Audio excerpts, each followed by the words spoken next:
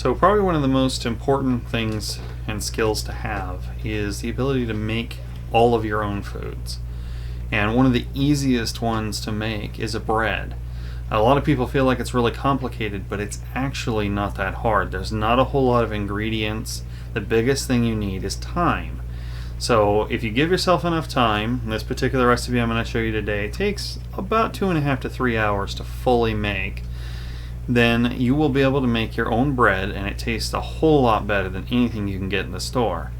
There's not a whole lot of other tools that you need, and I like to knead it all by hand just because it's easier that way. The one thing I will note, remove any rings that you might have. You don't want to have to clean the bread off of that. So we'll go ahead and get started. I'll show you everything that you need, and I'll show you how to make some great homemade bread. Okay, let's get started. So the first thing you're going to start with is 1 cup of water. Now the water does need to be warm, so we have this handy thermometer, and I like to check it. We're sitting right now at about 110, give or take, which is perfect temperature. You can go up to about 120, but you're pushing it to if you're going to kill your yeast. So we add our water. The next thing I add is my yeast. Now we keep our yeast in the freezer, and it actually makes it last a little longer. So you need a teaspoon and a half of the yeast.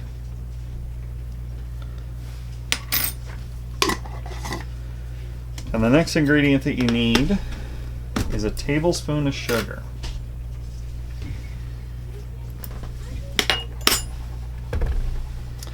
And just give it a light little stir. And then you need to let this rest for about 5 minutes. The 5 minutes will give it time for the yeast to get active, especially if you've kept your yeast in the freezer.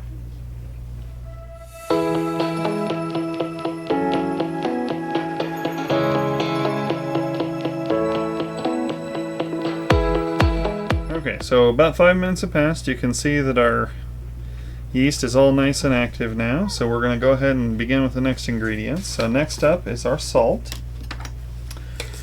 Salt, we're going to use 2 teaspoons.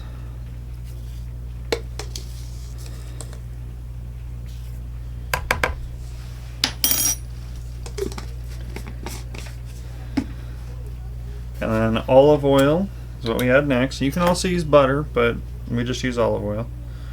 It's easier, then you don't have to melt it. That's 2 tablespoons.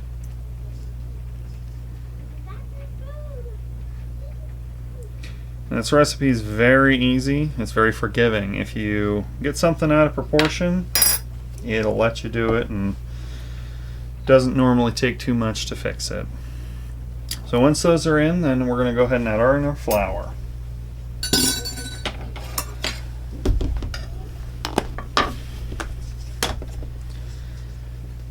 So our flour is approximately 3 cups. Start with about 2.5, and then you can work your way up.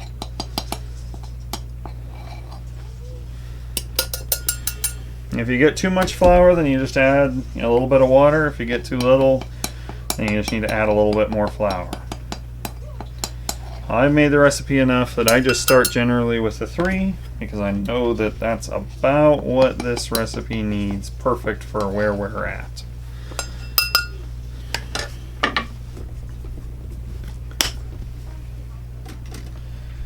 And then to mix it together, I actually just use the back end of a spoon. You would have seen me do that earlier as well.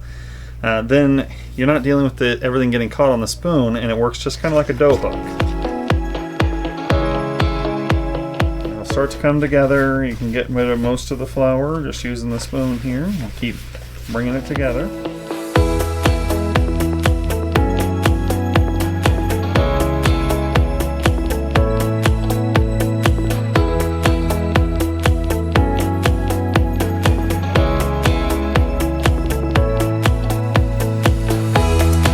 About where you'd add more flour if it's still too liquidy, or you'd add more water if it's just really, really hard to mix. But it should be a nice soft dough.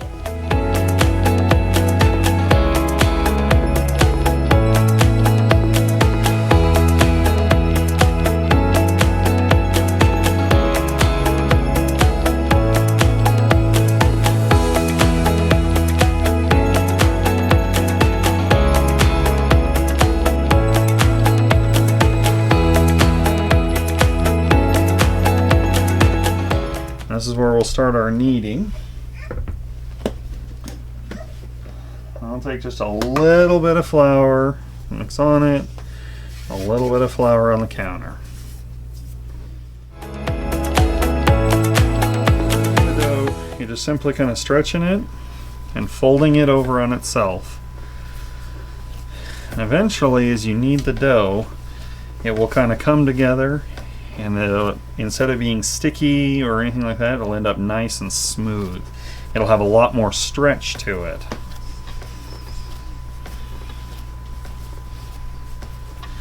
This part generally takes 5 to 10 minutes if you're working it by hand. If you want to use like a mixer, hand mixer, or your stand KitchenAid mixer, you can get it there really quick, 3-4 minutes.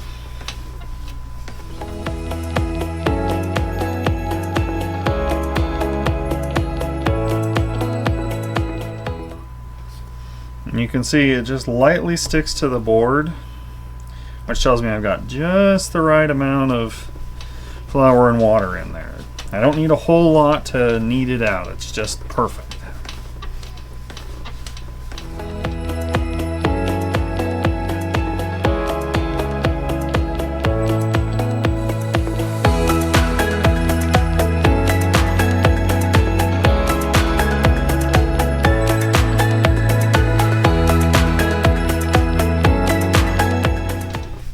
My technique is more of a rolling method, so I use one hand to push it forward and stretch, and the other hand rolls it sideways.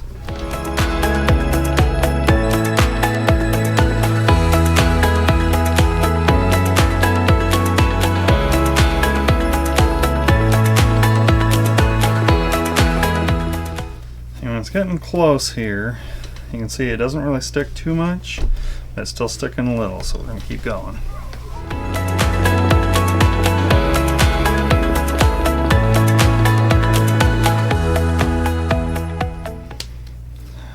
Got decent stretch to it. It's not tearing, it's just stretching out. That tells me we're pretty much there. It's not sticking to my hands at all.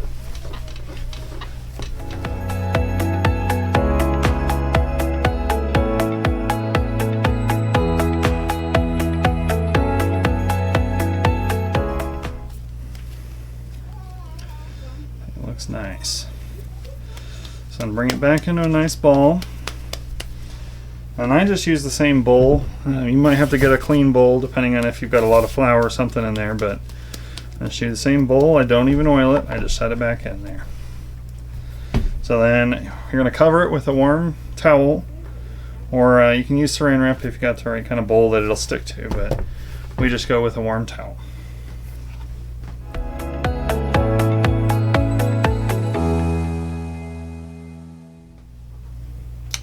So once you've got it covered, place it in a nice warm area. If you got hard, stone countertops, you want to do somewhere else, like on a wooden table or something. But leave it for about an hour. It needs to double in size. So the time doesn't matter as much as the doubling in size does. So just go ahead and get it covered. Like I say, I use just a damp, warm towel and let it rest. Okay, so our bread has risen to about double. And it's actually been almost an hour and a half, but it is finally doubled. So we're going to go ahead and punch it down here. And then I just kind of roll it up. Just kind of pull it up out of the bowl here.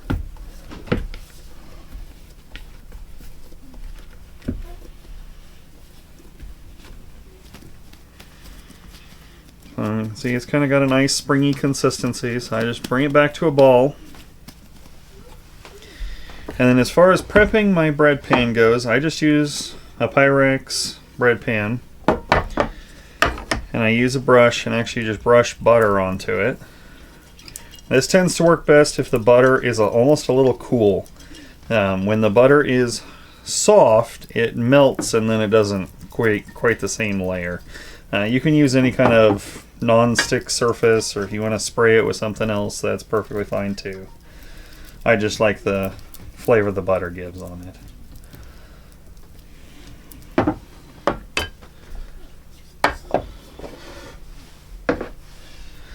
So once I've got that all coated, I kind of just shape it with my hands. Make sure I don't have any obvious big seams on the top, but then I just shape it with my hands to spread it out so it'll fit into the bread pan. And I make sure that I tuck it down all the way into the corners, otherwise you'll have a bread that's kind of lopsided because it won't rise into the corner. And I just tuck it down around the edges.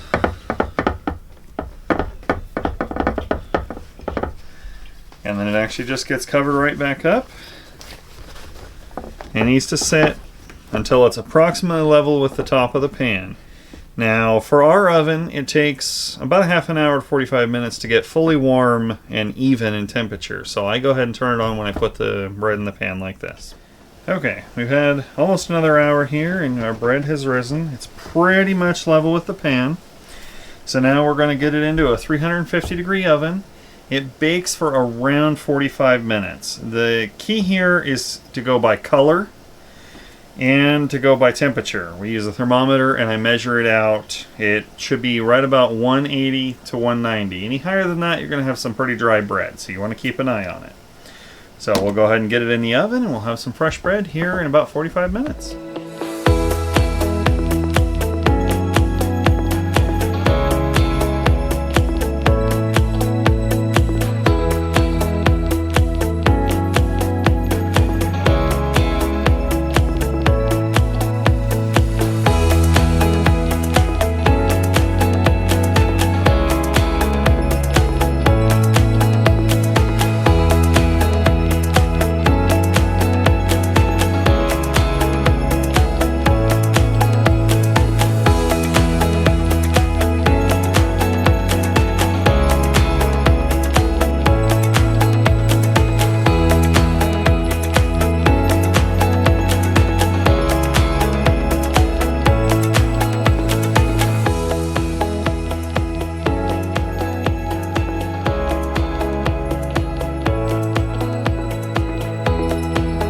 There you have it. That's all there is to it, to making fresh homemade bread.